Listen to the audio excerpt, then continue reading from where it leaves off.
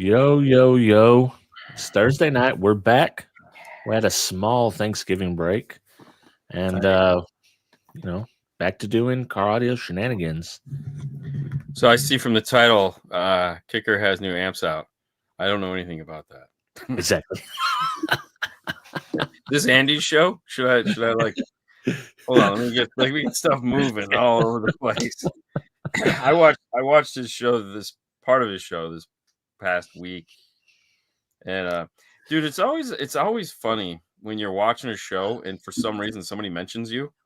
Yeah. It was weird. Like, somebody said, "Hey, 5-Star did a review on their Instagram or did an unboxing or something on Instagram about the new Kicker amps," and he was like, "Nah, there's no way," and I'm like, "Yeah, we did." Did you get them like you got Derek then? No. Not as bad. No, Dude, that's a 12V Talk classic Yeah, episode. Yeah. that was good. I mean, everybody except me got in trouble for that. So, but we Yeah. had permission. We had special permission to do what we're doing with the amplifier. Right. So, at least that's how I read the email. That's what they're paying us for. So, I mean, so, but no, it kind of, it's kind of a good thing because, like, we just put out the video this morning, which I'm sure you saw. Yeah. And that video, like, we knew we needed to make that video right away because I'd already had people saying things that weren't true. Right. And it was like, not bad things, they just didn't understand it because it doesn't make any sense. Right, wrong, or indifferent, it didn't make any sense at all why they would come out with this thing.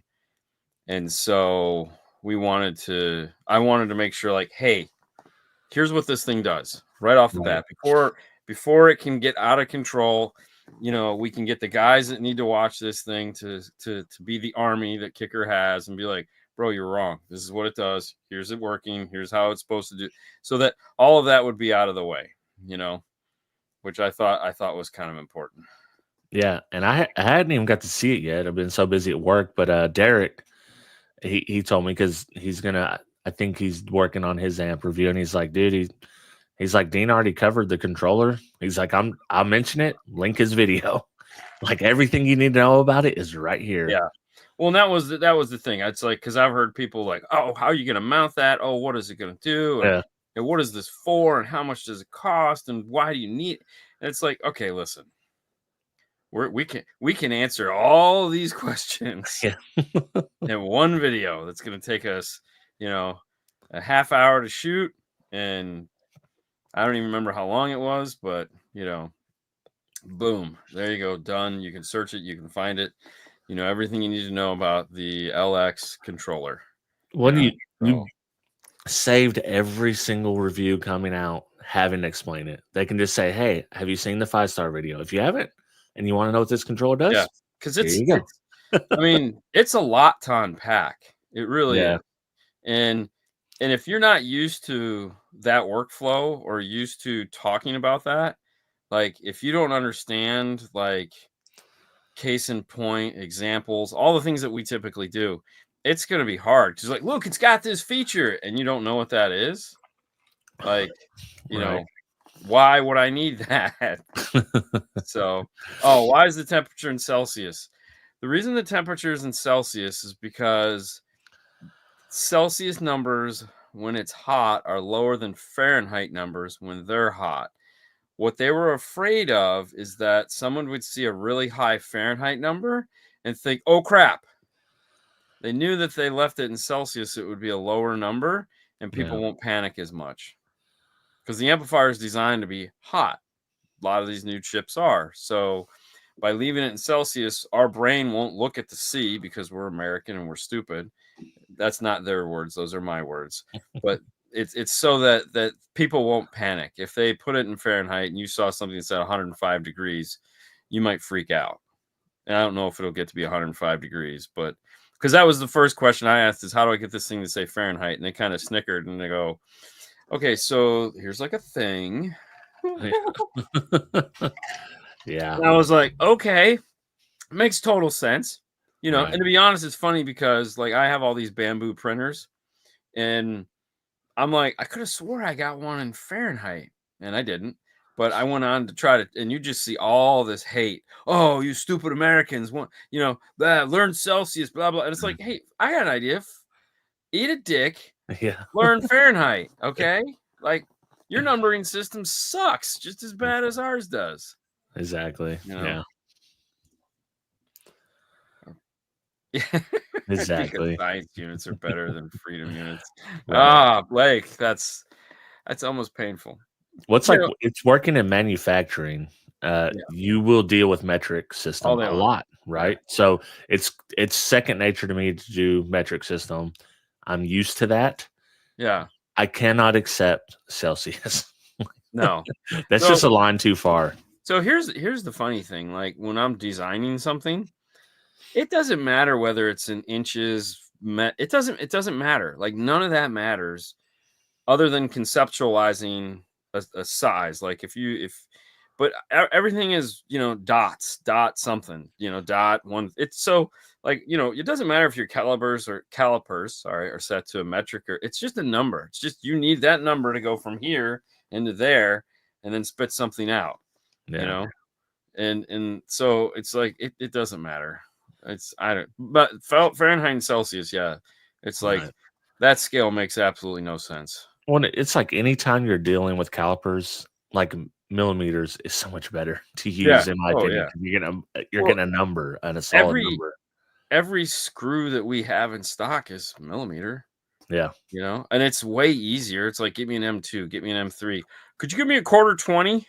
Yeah. What? Could you give me a number 10? Whatever no. Give me one that's about that long and it's an M2. Okay.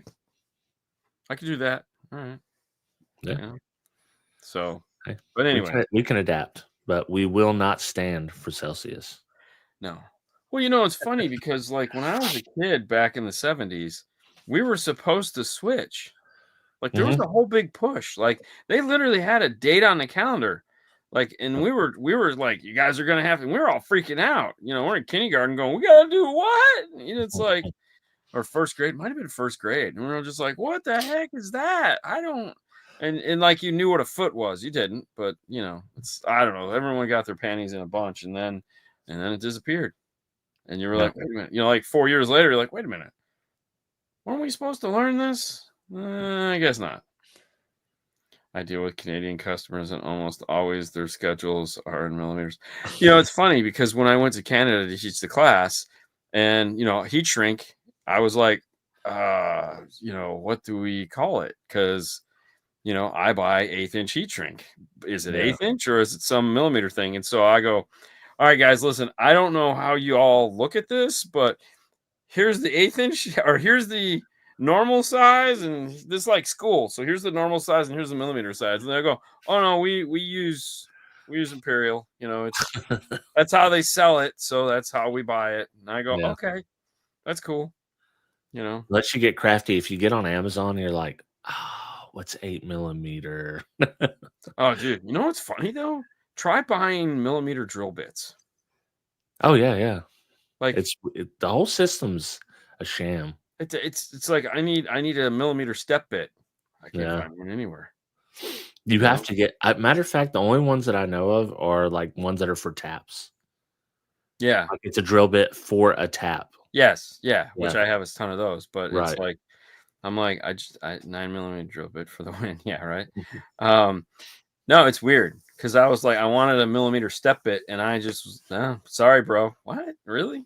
And then it's funny because like Stinger's Jeep kit with the audio control subwoofer comes with a drill bit that's a millimeter drill bit. And you're like, and it says, I go, oh, hold on, because it's for one of the nut certs. And the nut certs they're using are millimeter nut certs, which of course, why would they not? Because that's what those are. Although you can get standard nut certs, but they didn't opt to, so they had to get the right size drill bit. And they're like a 4-time use drill bit. If you drill the 4 holes, you throw it away because it's utterly useless at this point. Yeah. But yeah, oh well. It's not a Cobalt drill bit. So. Oh God, no. And it's funny too because like the first time I went to use it, you need a 1/2 inch chuck. And I'm like, wait a minute. Why would they give me this big ass drill bit that, like, who has a 1/2 inch chuck? Like, you got to buy a specific cordless drill with a 1/2 inch. Like, no one gives you just a hat. They're all 3/8 chucks or whatever. Mm, You get, so I had to go buy a special freaking, 1/2 inch chuck drill bit. I'm like, okay.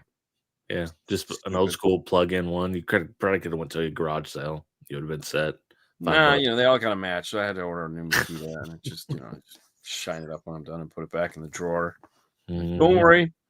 Don't worry. You'll get used again. Yeah, I need In the this for meantime, work. Very important. yeah, just Very sit there important. idly by until we need you to drill another big hole in the back of a Yeah. Jeep. Good job. Good job, drill. Well, listen, it's just in time because people that aren't content creators don't know this. But sometimes at the end of the year, you need to spend a little bit of money to balance things out. See, I try to do it throughout the year. Like Yeah, I try to I try to as well, but turns out I didn't. And yeah, I'm starting to do some math, and it's like, well, I need to spend a little bit of money, yeah, or give it to Uncle Sam. You're my choice. yeah, yeah. Speaking of audio control, what do you guys think of their new speakers and subwoofer line? Well, they're not new anymore. They've been around for like 2.5 years now. 2 years, at least two Yeah, years. They're fine. They're fine. They're nice. We've run through a bunch of them and they work. The subs are nice. I mean, it's a line. yeah, It's not anything. It just groundbreaking. does It's what it just does. right. They make sound. They come at a good price. Uh, yeah, they have cool ohm loads. The one thing I'll say like about the 6.5 is the magnet on it's kind of big. Mm. But other than that, you know, but that's not. It's small enough to where it'll fit. It's shallow, but it's a big magnet. So it's like, Like the old PPI subs. it's the fourth quarter time to get those write-offs in. Yeah, Right off the exactly. end, bro. Yeah. Yeah. I always worry about that because, like, what do I need to, did I spend enough? And it's way too much work to go back and figure it out. And then we try to remember what we spent throughout the year, and it's like, Yeah, it's but always a nightmare. I am getting. I'm gonna find a true accountant yeah, this year. We've been doing it solo, um, but no, the wife's it's like no. Cassie said no. I'm done. yeah, We're paying an accountant. I'm like okay, she's the yeah. boss. And it's funny too because, like, you think you spent, it sucks. It all just sucks. Yeah. But it's like you also get to the point where it's like, what else? What else do I need? It's like, Right. okay, so like, there's a big purchase I need to make, but I don't want to make it right now. You know, Right. Yeah. because I don't want to. Yeah. And write-offs don't really work how people think. It just reduces your taxable income. Yeah. Like you're not getting if you spend $75 on something as a write-off, you don't get $75 back. No. You No, it's just just get reducing. $75 taken off your income. Yeah, yeah, yeah. You're just reducing the amount of money that you made because you had to pay for something else. So Yeah. it's it's gross, not net. So you're gonna Mhm. pay taxes on the money you actually have left over, as opposed to, so it's like, I made this much money, but I Yeah. spent this much money to make this much money. So you can really only tax me on this that I actually get to claim as a profit. So yay, Dude, man, taxes. This is listen, what while we're tax talk. sidejacking, let me mention this. Let me mention Yeah. this before we go on to the car audio topics again. I did not my friend told me this. I did not believe him. In Arkansas, you pay taxes on the sticker price of a new vehicle, not what you bought it for. I thought there was absolutely no way that's true.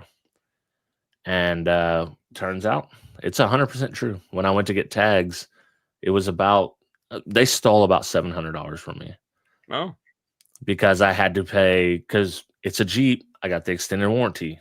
yeah. You got to. Yeah. These aren't the most reliable vehicles on the road. Right. So you pay taxes on that as well.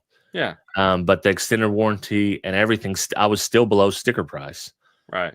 So they got me for, it was about, I paid 36. They got me for about $8,000 that I didn't pay for.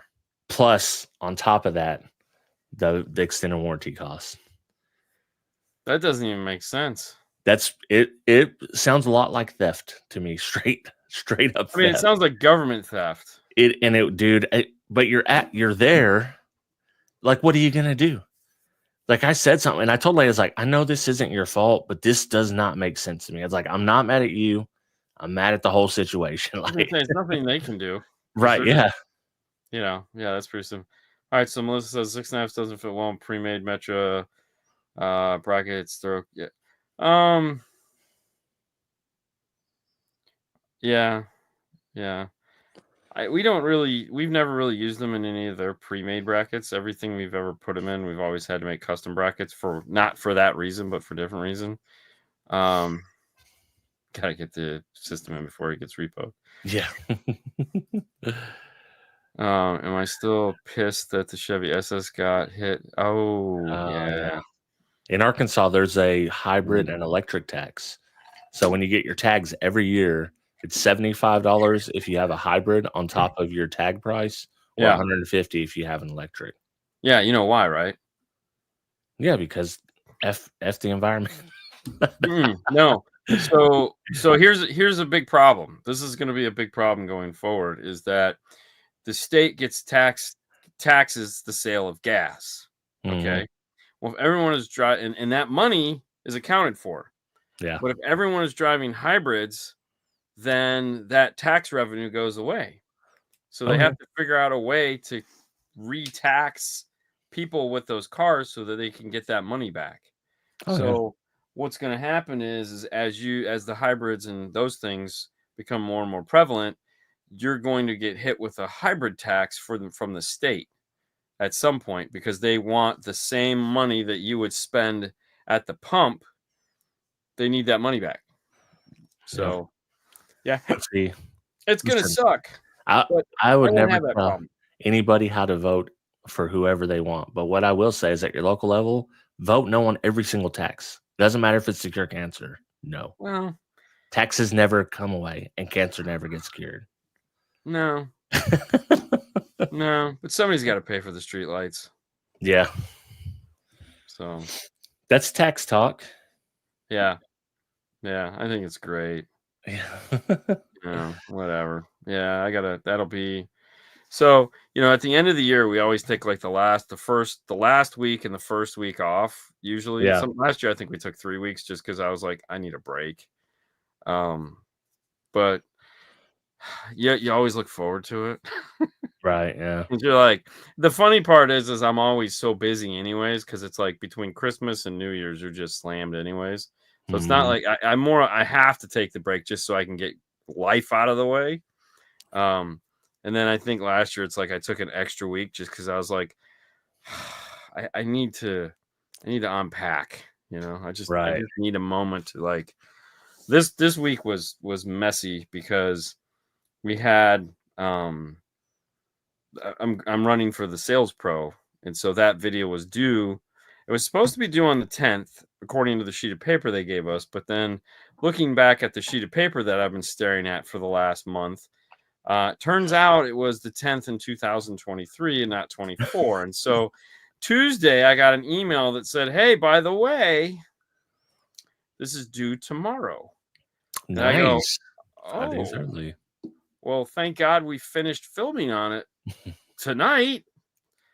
So, because I was planning on buttoning it up Friday and being done with it and shipping it off on Tuesday or whatever it was, having an extra day to just go through it. And no, that didn't happen.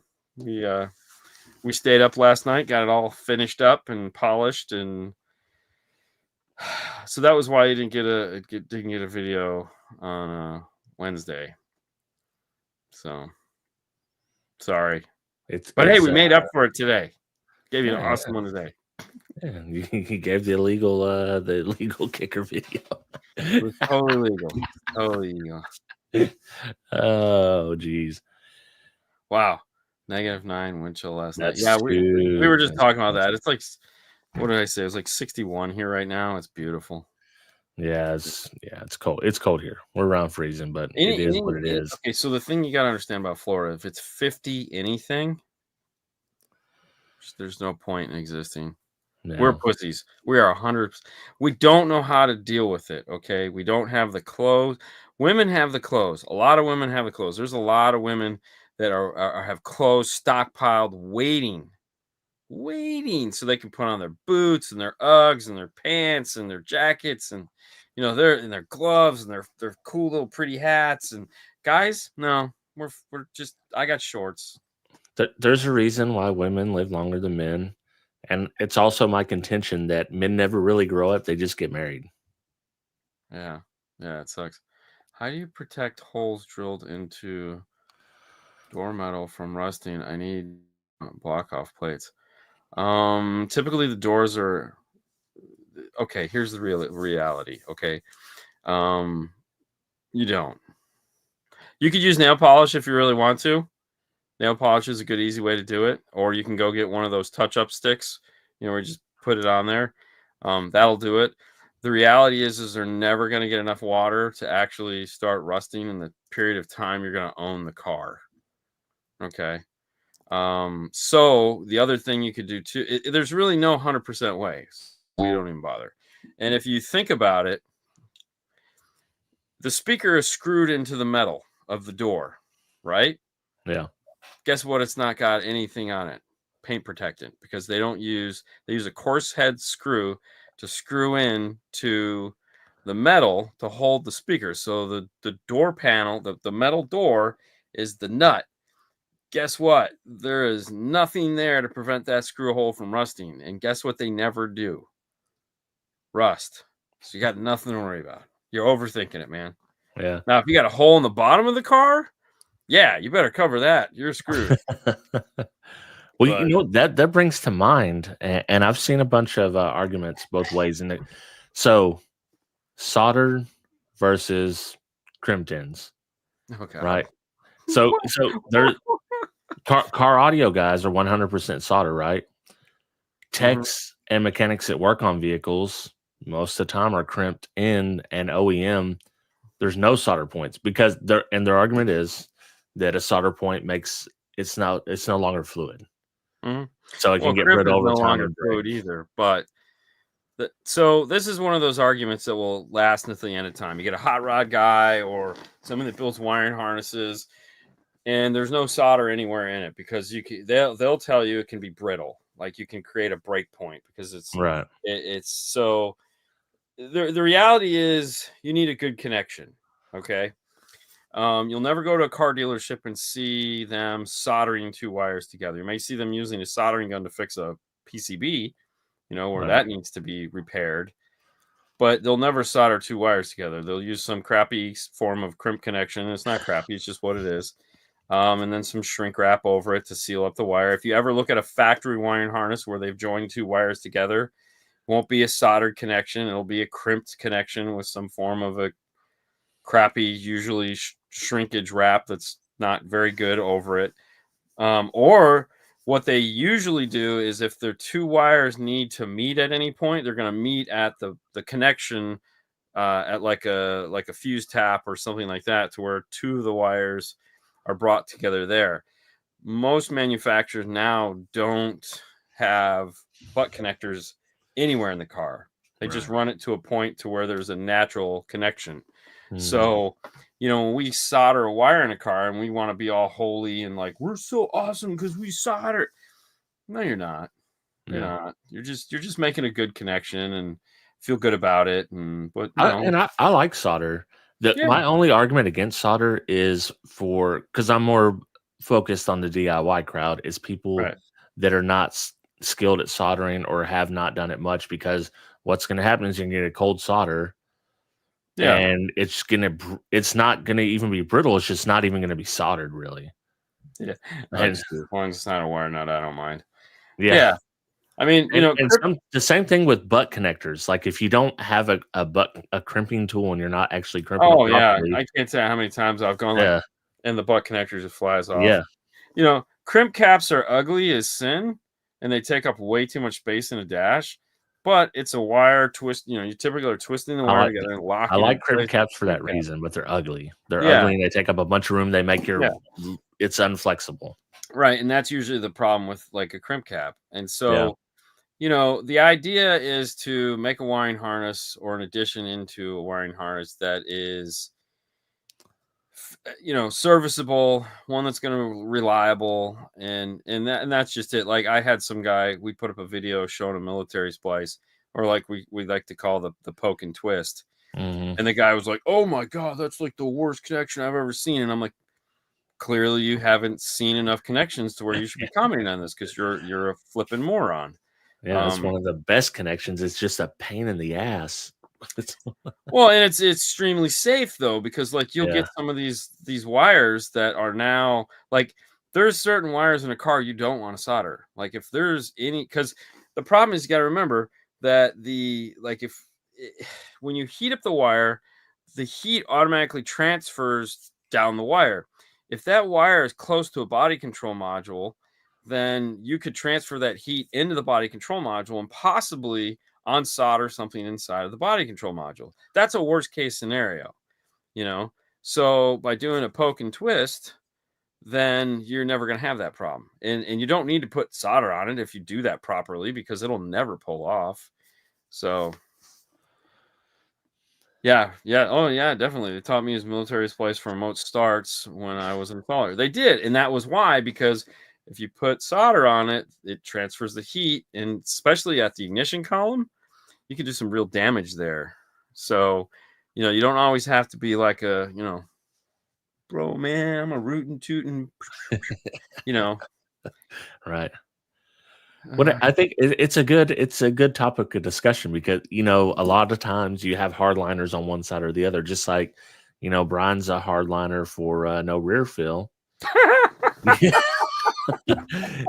What was the topic for this week? I wanted to bring it up. with the sound treatment, I think. Sound treatment. There was Yeah. nothing. Okay, that was a great conversation, but there was nothing questionable in there Mm-mm. that I like. There was nothing because I like to take a little sound bite over there and Yeah, yeah, yeah. maybe No, get there was people nothing mad. questionable. No, it's No. like all it's like, yeah. I think like everybody kind of agrees Yeah. on the same thing when it comes to sound treatment.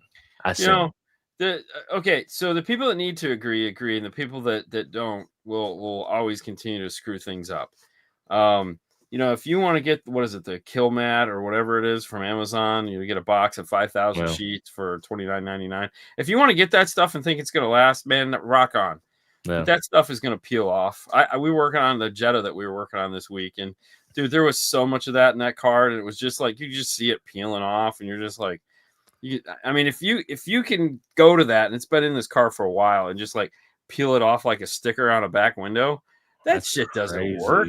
That's great. I've tested some of the kill mat and some of the cheaper stuff, and I think for like SPL guys, it's gonna be fine because it's cheap and you're gonna just Well, layer it you're up gonna destroy your anyways. car anyway, so who cares? Right. So And if you're and and doing a more high end install, use something a little nicer yeah, black because one. that also has what people forget is that smells really heavily like asphalt for a very long time.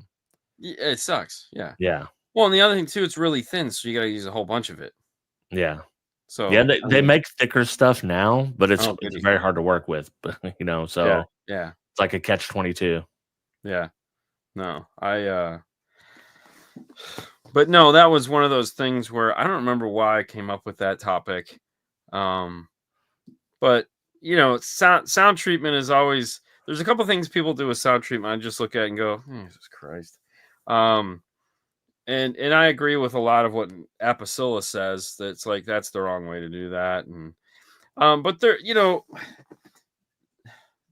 again, you okay, so the problem is always the same. You get a guy that does one car and says this is the most amazing thing ever, and it's a really unique car, or it's an oddball car, or it's just the only car he's ever worked on. This is like the saving grace. This is so amazing. And you get somebody like me that's worked on thousands and thousands and thousands of cars and go, yeah, that's not right. And automatically I'm the wrong. Yeah. Oh, Yeah. you don't know what you're talking about. Yeah, I do. Yeah. We have a lot of case in points. We have a lot of trial and error, and we've done more than one car. It worked great for you, and White Box Radio worked for you. That's awesome. So happy. It's Yeah. the thousands and thousands of other people that keep buying these pieces of shit and keep showing up at the shop and going, "Hey, can you help me install my radio?" And we go, "No, Dude, there is such an influx of that right now, by the way. Yeah. I don't know. I'm guessing everybody decided that they want to buy a white box radio this past month, and they're all coming in now and being like, "Hey, these don't work." And we're like, "Hey, no shit. I can't get my air conditioning to work." Yeah, we know. Can you help? No. Well, I can't get a hold of anybody. I know. You can WhatsApp them. They're in China. They'll answer you in 6 hours. I think, and people, if you're not going to do some kind of factory integration, you're already making a compromise if you do factory integration on most units because you don't have a really nice quality signal.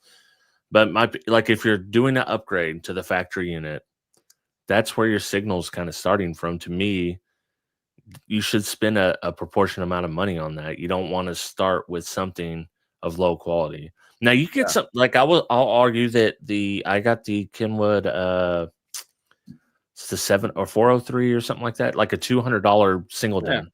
But that's for what it is, it's a pretty high quality signal. Well, yeah, and there again, it's at least a Kenwood, so you know it's not gonna. It's regardless of who made that for them. Yeah, it's still gotta last. You know, it still has checks and balances that go into place, whereas these other things are just like white box shit.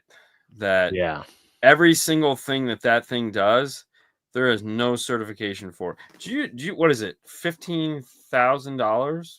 I believe it's $15,000 for every Bluetooth device certification. Okay, so every radio that every radio manufacturer makes that has Bluetooth on it, they have to pay $15,000 to Bluetooth for that, for each one, right off the bat. Okay, think about it. So you know that has to be rolled back over into the price of the unit. CarPlay, Apple charges you to put Apple in their products. Google, they freaking charge you too to put their name on a box. Okay. So if you have HDMI, you have to pay HDMI. If it has USB, you have to pay USB. So there's all these fees that come associated with building a radio that are just fees. They're copyrights that they have to pay on that these Chinese units don't pay. Like, oh, it's got CarPlay. No, it doesn't. It has a hacked version of CarPlay. Okay. It's not authorized CarPlay. So when that shit stops working, guess what? That's why those units are $500 because they're not paying royalties to anybody. You know, they're just pieces of shit and they don't have to work because you can't even get a hold of them. Yeah. And they're going to be out of business in 6 months anyways. And what I mean by that is they're just going to change their name. Yeah. Well, it's never like the manufacturer of it selling those as these brands. Right. Because that manufacturer can make, I assume most of them can make pretty nice units, and they probably make units for Pioneer or whatever. Yeah, they just don't. They just, you know, these people ask, hey, give us the cheapest thing you want. We're going to put our own skin on it, or cheapest thing we get, put our own skin on it, and we're going to call it good. Yeah. No, and there again, we've often said if there was actually a real company that decided they wanted to do this, so like if Kenwood, Pioneer, Alpine, Sony, somebody got behind this and said, hey, you know, then it would be cool. But we're never going to get that. So, and I'm with Melissa. You got to cut out the bolt holes, the locations, service. Yeah, we don't cover it. Anything that has to be serviced does not get covered with the sound treatment. I cannot. We're on the same page with pet peeves because I hate when just people take just a big piece and they rub it all down and it's like, okay, well I hope nothing breaks. Well, he can come back. It's cheap. Yeah, but I already paid for it once. You know what I do like though? Like sounds good. They have pre-cut where they have them cut for the bolt holes, and it's just like one whole piece you put on your door. Right. That's awesome because they already did the hard work of marking out, and you just get the piece, you put it on, and it's all good. Yeah. Or they cloned good name brands. We actually have as big as it used to be. So remember, like Kenford or whatever. So there's a 5-star that they stole our logo and have it on their Chinese radios. Oh yeah. Really? Yeah, I got pictures of it. It's really cool. Dude, there's some of these names are so egregious. Like there's like Top Don is one of them. Top Don. Yeah, Top Don, and it's like, dude, what? Yeah, like, the 5-star radios are cool. Please don't buy this stuff. I want to order one, but I it's like Yeah. I don't remember where I put it, but yeah, I'd have to dig through my phone. But I have, yeah, I got pictures of a 5-star radio right out of China. Uses our logo and everything, same color. It's really cool. I was like, Turn it oh, on and that's it's like, fuck yeah. yeah. I was like, shit, man, can somebody get me one of these and send it to me? like, I want one. Yeah, Gee. But Yeah. yeah, it was pretty funny. Yeah, there's a picture. It's up there somewhere. But yeah, it's Right. pretty cool. Anyways, we walked around that one a bit. Yeah. Yeah. I mean, hey, well, we're not in the pocket right now. Let's just say No, that. We're not in no. the pocket. So backing it, so you have an LX sub amp, right? The 850. Actually, I can show. I got permission to show it after Dean broke the seal. Oh man.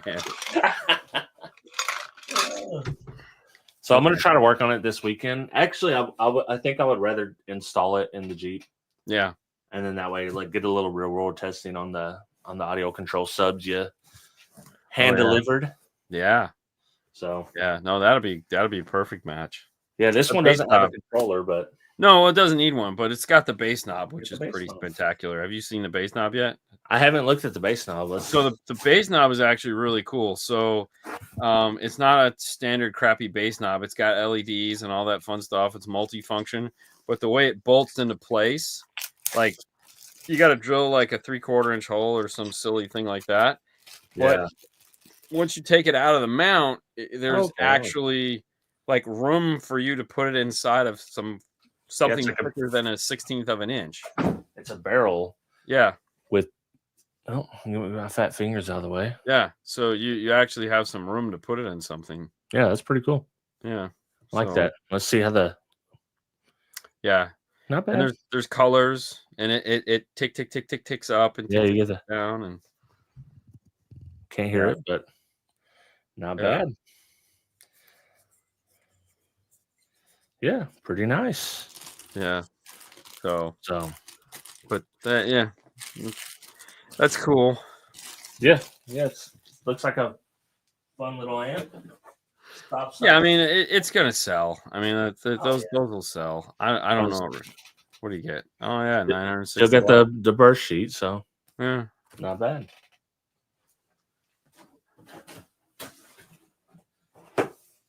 But yeah, we'll do something with that. Put it in the. I think it'll just go in the. It'll be a perfect amp for the Jeep. Perfect amount of power. Won't take too much. So good times. Yeah, it's funny. I had a Gladiator come in this week, and I was like, God damn it, because Rockford has the Wrangler system, but they didn't make a stage 3 Gladiator system. And I'm like, because all they'd have to do is swap the box, right? Mm-hmm. So I mean, it could be a stage 4 Gladiator system is really what it could be. Right. It's literally the hardest part about it is building the box to ship it in. Don't they already? Do they make a subwoofer box if it's in a Gladiator now? Yeah. So like just so the stage, it's the sound bar. So it would probably be. It would be $4,000. 4,000, about $4,000, maybe $4,250. Yeah. For a stage 3 or stage 4, whatever they want to call it, Gladiator system. Because the only thing they'd be doing is not doing the rear speakers. Right. But like I said, the most expensive part would be redesigning the box that it ships in. Yeah. So, which after getting it and unboxing it, it's like, yeah, that's a big box. Somebody's like, wow. Yeah. Oh no, totally. Jeep people are 2 categories. They go crazy with mods, tires, stereo, etc., or they're cheap. Yeah, come back with big boy money. bro, she's heartless, man. She's just in there like, come back with big boy money. So what? That was the 850. This was 850. Yeah. 850. Small little. I don't need a lot. No. Yeah, they do make a big one, but like, Well, I think you got the coolest out of the lot. You got the 7-channel. That was what they wanted me to have. Yeah. I didn't care. I just wanted the controller. I go, I need an amp with the Right. controller. I really don't care. And they're like, we want you to have the 7-channel so that you can get the most out of it. And I go, yeah, great. I don't care. Can I get just Yeah. send me one? The I just 7-channel was the right fit for your channel, I think. And yeah. you Yeah. know, Yeah, because somebody's gonna ask me to dyno it, and I'm gonna have to dyno it. And yeah, right. I love dynoing multi-channel amplifiers. E Yay! exactly. That's the unfortunate part. It's like, It's gonna "Oh, take great. I get to forever. put load resistors on every single channel." Like, good That times. was the best use of a SCAR amplifier ever. It was, yeah. Yeah. That's a good use. We milled that bitch out. The Yeah. load resistors slide right into it. Oh, and then we were able Oh, to use it's a 4-channel. It's an RP. It was an RP 4-channel. It's like whatever the 150 by 4 or 75. I don't remember the bigger one. yeah. And the load resistors almost fit perfect side by side. So I had to take a router and router out a groove in the inside of it so I could, and they just slid right in. So they're using the heat sink, and then we ripped the circuit board out and we attached them to the screw downs. So, oh yeah, it's Yeah. perfect. I have mine in a computer case. Yeah. And have you exploded one yet? No. So what happened was We have the big ones though. I have 4 of the 1,000-watt ones, and then Yeah. I have 4 of the 500-watt one. For some reason, I hooked them up to a single 500-watt 4-ohm resistor Okay. and put about 1,500 watts through it for Yeah, that doesn't a work. minute and a half, and it went splat inside the case. So that wasn't awesome. Melissa, after dealing after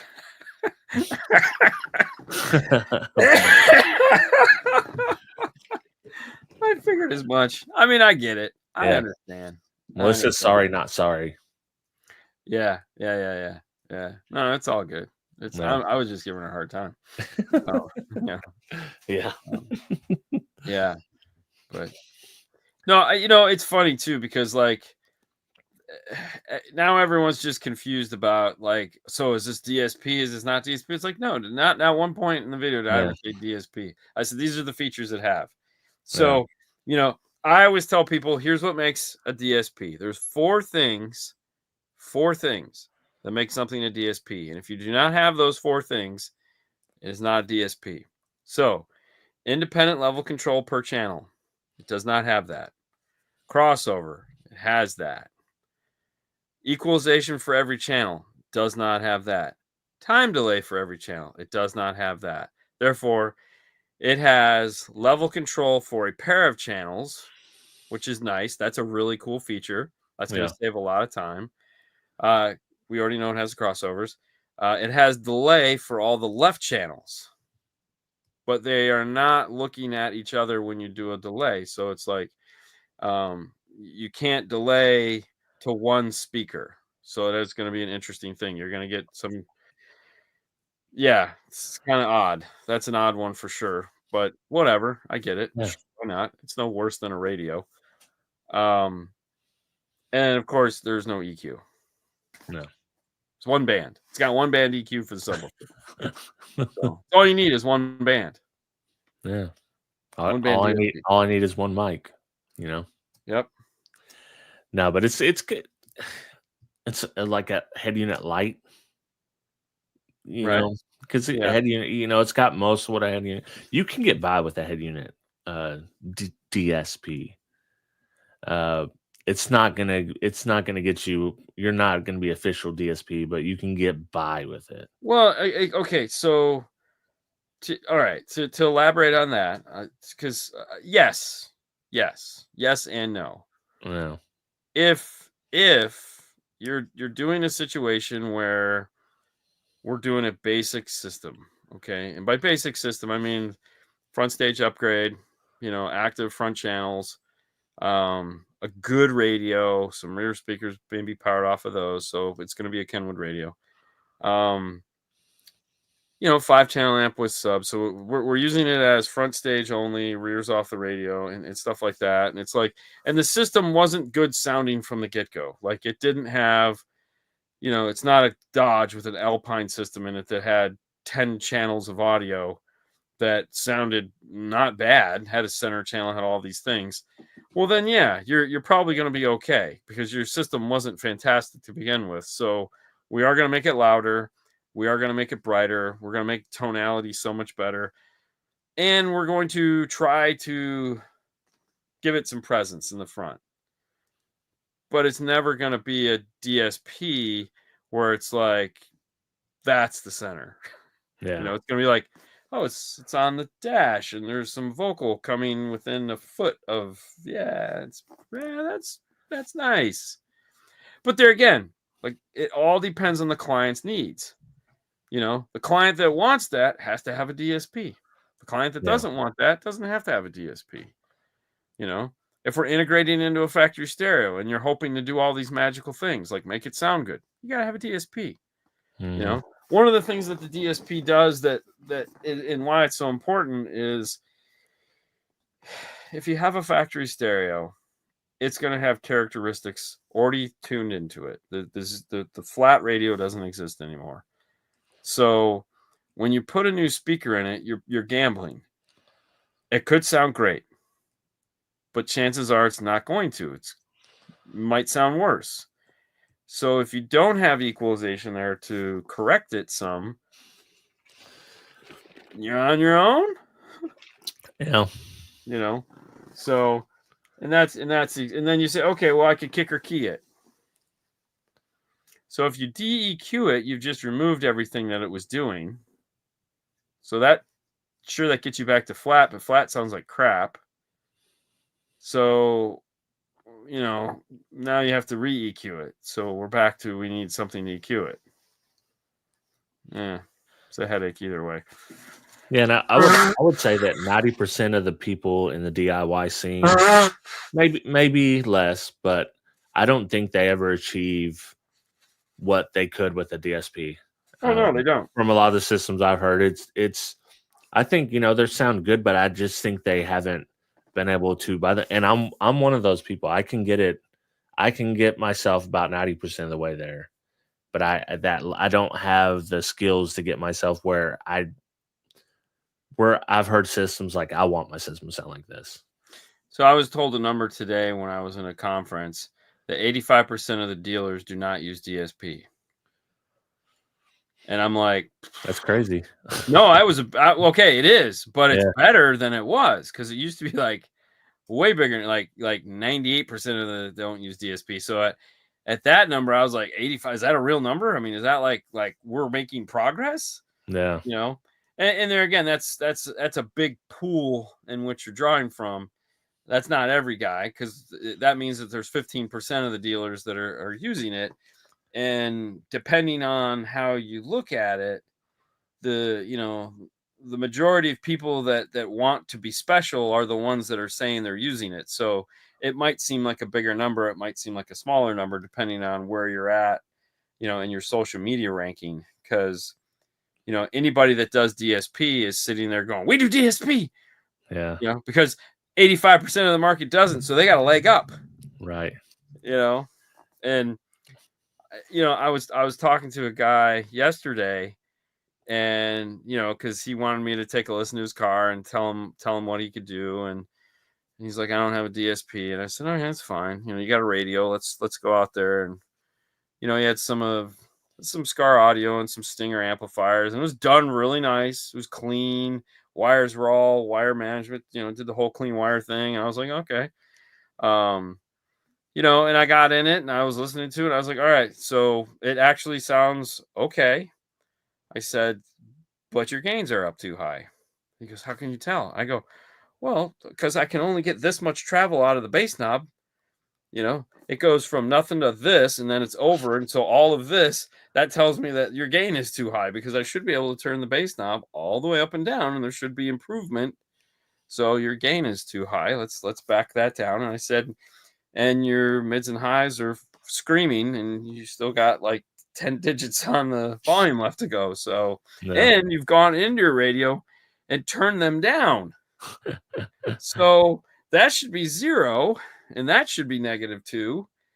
And we're at -1. And so we know you've already got it too hot. So just turn your gains down. You'll be fine. I was like, "Where do you have him?" He goes, "Halfway up." I said, that's the Yeah. problem." That's only half game, bro. He's still Yeah, got it's half to go. totally only half He's game. still got half to go. It's only half game. What's up, Justin? Congrats on 100K. He passed 100K just the other day. Yeah, I saw that. Yeah, good job. Nice. Lots of work. That's a lot of work. Yeah. I don't think people understand. I mean, I don't understand. I haven't passed 100K, but also it helps. I haven't made videos since, summer now. So. Yeah. I mean, it's a lot of work, Yeah. and especially in this industry, because it's It's a not niche big. within a niche. Like Yeah, for sure.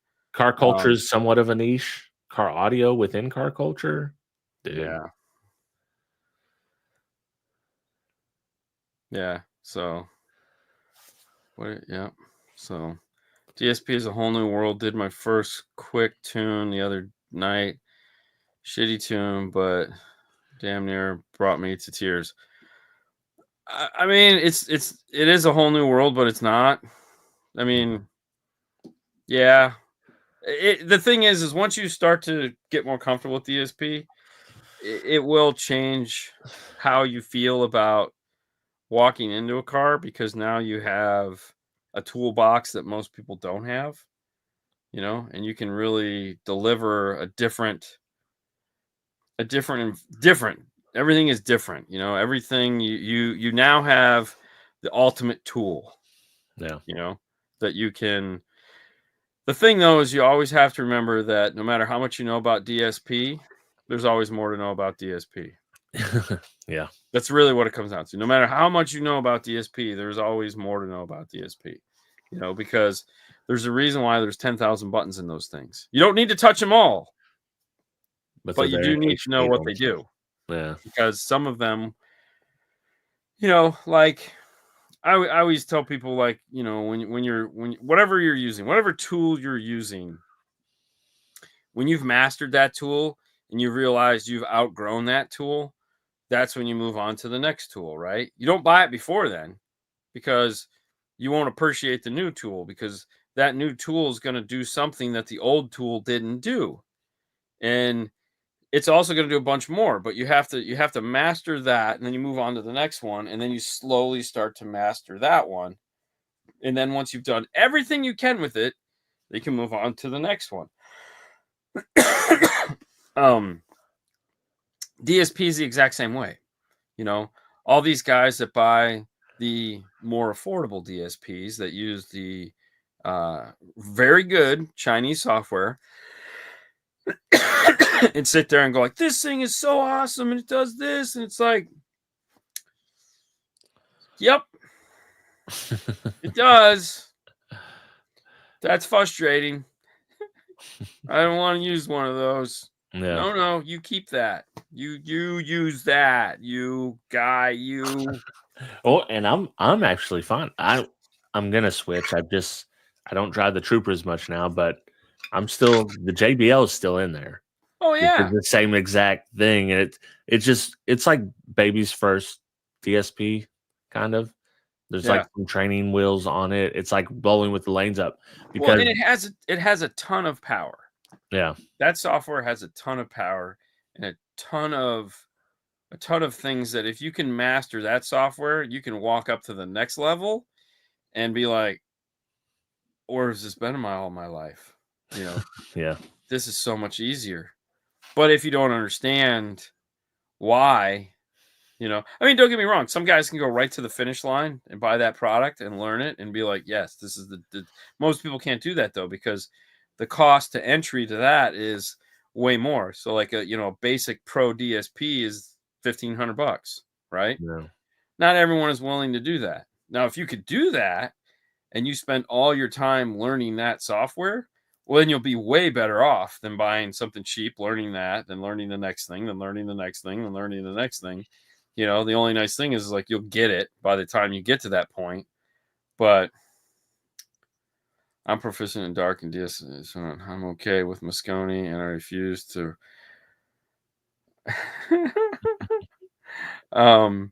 Yeah, the thing is, like, when it comes to DSP, it's just finding the buttons. They all work the same. you know, they're all the same. It's just a matter of where's that button at and how do I press it, and then learning the stupid things they do that are supposedly like, oh my god, that's such a cool feature. Like Arc Audio is packed full of these little hidden gems that most people don't even use because they don't know they're there. You know, super bass has nothing to do with bass at all. It's super mid bass. You know, it's basically a version of Wave that they put inside of their DSP. And now people go, I don't know what Wave is. And you go, yeah, you do, because every Bluetooth speaker on the planet that sounds like it's got a 15 in it is using Wave. That's how that is done. Yeah. That's built into an Arc Audio DSP. Now, keep in mind, it's not a magic button that you just press and all of a sudden you got bass. But you can you manually have to go in and you can make a mid bass really perform that you're going, oh my god, wow, that's crazy, and not cause the whole door panel to fall off. So yeah, you know, Helix can be maddening. Half the time I feel like I just doesn't want to take the value you enter. You have to type the same digit 4 times. You know, Craig, I'm right. Helix drives me crazy. It's kind of a funny one. So Jeff Smith now works for MSC, which is the Helix distributor here in the US and Canada, and they wanted me to come out, or I've been asking to go out. I was like, dude, I need to come out, and you need to let me in on the secrets, because this is frustrating. It really is. You know, finding just once you get past the start point on that, it's fine, but just getting past that point drives me absolutely batshit crazy. And so after Dino's get down, they were like, just stay for the next 4 days and you can come to the class. And I was like, dude, I just got done with SEMA. I was home for 4 days, and then we flew back out here. I got shit to do. yeah. Like, can we do it another time? Dean, what's German Peter's YouTube channel? Don't type in German Peter on YouTube. What's that? I would recommend not typing in German Peter on YouTube. Oh no, God, you no. might get something you weren't expecting. So German Peter, when I call German Peter, is the vice president of Ground Zero. That's who I consider German Peter. Swedish Peter also works for Ground Zero, and he is the international sales guy. And then British Peter is a JL rep out of England. And then PS Sounds, Peter, as I like to call him, that's PS Sounds. But German Peter doesn't have a YouTube channel. Do you prefer Swedish or German Peter? They're two totally different guys. As far as they're both really fun to talk to, but for different reasons. Yeah. Swedish Peter is a nerd, and he talks nerd stuff. And so when I want to get my nerd on, I want to talk to Swedish Peter, because he has the best nerdy stories of all time, and he'll tell you all kinds of technical shit that just like, tell me more. But German Peter, he runs a company, so he has business stuff that he likes to talk about, and that to me is just as intriguing, because I like to know. Like, we interviewed German Peter. He was in the one of the Ground Zero videos when we interviewed the owner. We did German Peter first, and then we did the owner, which his name just escapes my brain right now. I feel bad. Carl. Then we interviewed Carl the pimp, Mr. Yellow Pants guy. Carl's cool as hell. And it was neat to get his perspective, because I asked the first question I asked was, why does your line not have any cohesiveness at all? Like everyone wants their shit to all look and feel the same. And he goes, we don't do that. And I said, why? He goes, well, because that stifles creativity. You know, if somebody's got an idea, let's run with it and see where it falls. You know, if it's a go, well, we're gonna build it, and we'll figure out where it fits after we're done. I'm like, okay, I kind of like that. That's a great way to think about it. I mean, you end up with a lot of lines, which isn't always fun, but never mind. He's PS Sound. Peter found him. Ah, yes. PS Sounds. Pizza. Remember we were walking out, I go, pizza. Yeah. And he's like, Who's calling me that? It's Oh, the damn. American. No. You know? He was surrounded by Americans. Yeah, I know. I think it made him more European. Like, Yeah, I think well, you dude. got to dig in. Like, if you're an American in Europe, you have to be more American. Just Oh, yeah. naturally. That's how it goes. And since Oh, he's yeah, around so many 100%. Americans, he's just more European. Yeah, and I do the same thing when I'm in Canada. Yeah. I go, listen, guys, you gotta understand. I don't give a shit. I'm American. We don't care about any of this crap. And they're like, really? I go, yeah, I don't. Fuck you guys. Where can I And your buy a hockey team gun? sucks. Where can I buy a gun and get some bacon? That's all Yeah, I need. just point me to the maple syrup, bro. I gotta bring home some maple syrup. Give me some poutine and maple syrup now, bitches. Exactly. And they're like, who's this motherfucker? Yeah. America. Woo. America. Hell yeah. Fuck you. That being said, Yes. Way to end the show, Dean. if you guys love nonsense, it's even less car audio than we talked about in this past hour. I think we talked a lot of car audio. Join us for Side Jag. Bobby, you know I don't do videos anymore. One's coming, though, at some point. So bad. Yeah. All right, guys. Have a great week. All right. See ya.